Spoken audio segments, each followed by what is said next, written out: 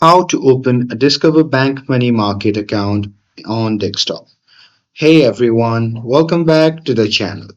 So if you want flexible savings with check writing perks, well here is how to open or discover money market account on desktop. So now without further ado, let's get started. So first thing first, open any web browser and now here once inside, you can just click on the search bar and simply search for Discover Bank. And now here from the search result, just click on the first link and after that, you'll be prompted to the official website of the Discover Bank.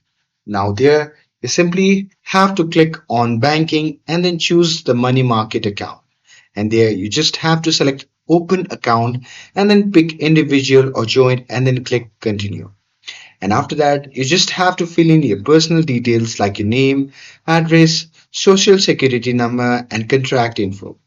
And with that, you just have to set up your online login if you are new or sign in if you are an existing Discover customer.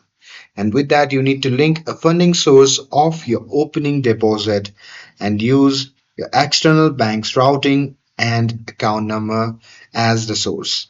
And with that, you need to review the terms, disclosures, and account features and then click submit application. And after that,